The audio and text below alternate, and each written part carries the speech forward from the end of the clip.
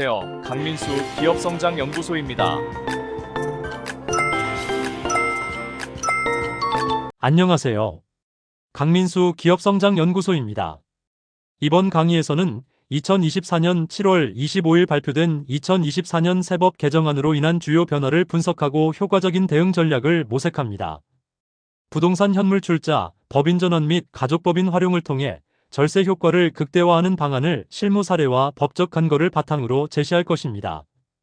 2024년 7월 25일 내년도 세법 개정안이 나오면서 언론에 나온 보도자료 중에서 마치 오해를 받을 수 있게 보도 자료들이 많이 나왔습니다. 부동산 법인의 현물 출자에 따른 양도소득세 2월과세 관련 세법이 어떻게 개정될 것인가 하는 부분에 대해서 다소 논란이 있습니다. 부동산 임대가족법인의 경우에 올해 안에 법인 전환했어야 되는 건지 내년에 해도 절세 전략상 큰 문제가 없는 건지 알아보겠습니다. 2025년 1월 시행될 예정인 개정세법 내용 중에서 한 이슈는 자본거래에서 이익 소각 관련해서 배우자 주식 증여 후 2년 경과 후에 소각을 해야 주식양도소득세 2월과세 혜택을 받을 수 있는 내용이 시행 예정입니다. 그리고 자녀법인이 1% 부모법인의 주주로 들어와서 극단적으로 99% 부모님 주식 지분을 불균등 증자 및 불균등 감자에서 20% 법인세 만 납부하고 승계를 한 번에 끝내버리는 전략과 관련해서 증여이제 관련되는 부분이 지금까지 입법 불비로 과세가 안 되었었는데 내년 1월 1일부터는 세법이 새롭게 시행되면서 더 이상 절세 전략으로 사용할 수 없는 솔루션이 되게 되었습니다. 내년도 세법 개정안을 자세히 보면 자본거래에 대한 주주 세금을 강화한다고 되어 있습니다.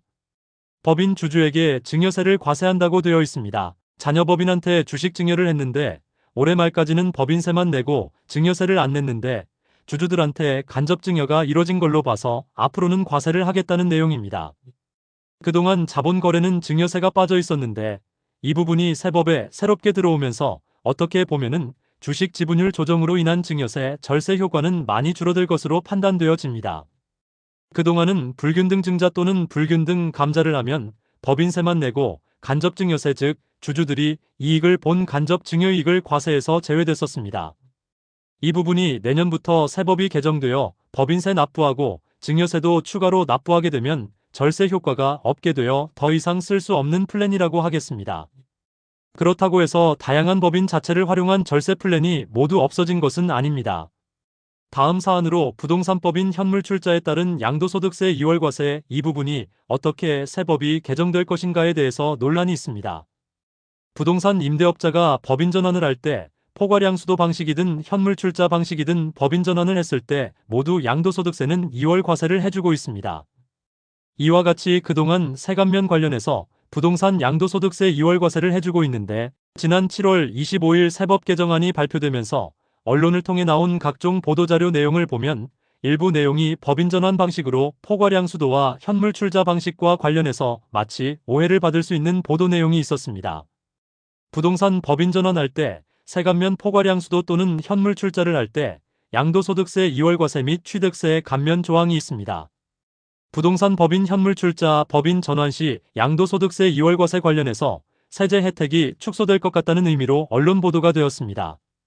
그런데 세법 개정안을 자세히 살펴보면 개정 내용 중에서는 법인세를 적용할 때 법인세 과표 구간이 2억 원 미만은 법인세율이 9%인데 부동산법인이거나 또는 성실신고 대상법인일 경우에는 9% 구간을 폐지하고 과표 구간 2억 미만에 대해서도 19%로 최저세율 과표 구간을 높이는 것으로 세법 개정안에 올라왔습니다.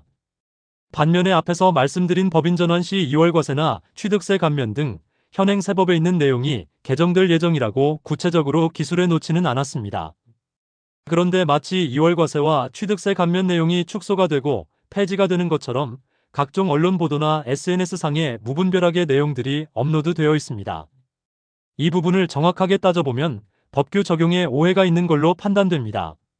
조세특례 제한법상 시행령에 규정되어 있는 중소기업 범위 중에서 부동산업을 제외시키겠다는 내용입니다. 부동산업이 중소기업 범위에서 제외가 돼서 중소기업과 관련된 세제 혜택이 축소돼 가는 것은 사실입니다.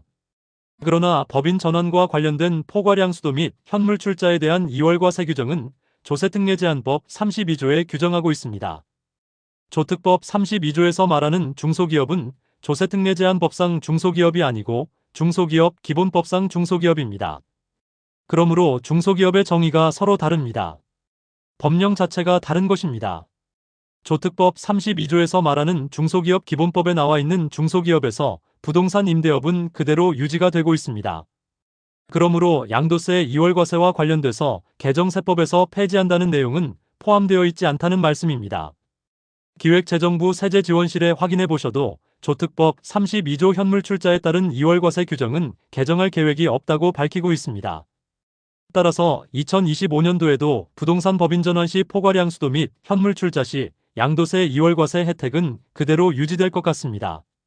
그러므로 향후에도 계속해서 임대부동산을 가족법인으로 법인 전환을 하려고 하셔서 승계나 상속증여 절세 전략을 짜는데 그대로 유효하고 내년도에 법인세가 부동산 법인 관련해서 조금 과세가 강화된다고 하지만 이 부분은 현재보다 과세표준 2억 미만 법인의 경우에 10% 추가 과세되는 정도에 불과합니다. 부모가 40%대 소득세 및 50%대 증여세를 내면서 자녀에게 물려주는 것보다 법인세 20%가 절세면에서 훨씬 유리하다고 볼 수 있겠습니다. 법인세 과표 2억 추정 시 차이나는 금액은 2천만 원 정도 법인세가 부담이 더 늘어나게 됩니다. 그래서 과연 법인 전환하는 게 유리하냐 안 하냐를 따져보면 무조건 법인 전환이 유리합니다. 왜냐하면 가족법인의 핵심은 상속과 증여 절세 플랜이 목적입니다.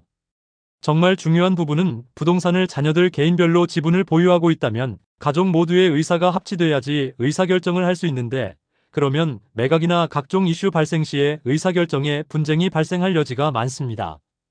반면에 부동산 법인을 가족법인으로 법인 전환하여 운영하게 되면 대표이사가 의사결정을 주가족법인에서 가장 중요한 것은 의사결정을 단순화하고 명확하기 때문에 가족 간의 분쟁에 가장 유리하다는 말씀입니다.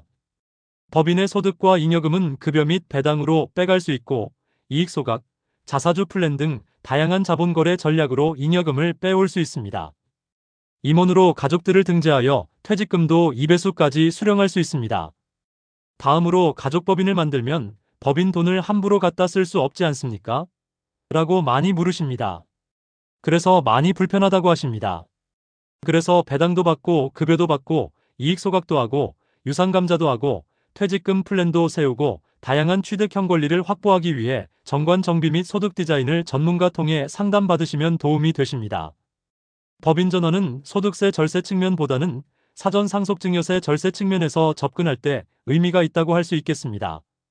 결국 부동산 법인 가족법인 법인 전환은 종합소득세라든지 법인세 측면만을 고려해서 하는 것이 아니라 결국 상속증여세 절세 플랜 때문에 가족법인을 설립하는 것입니다.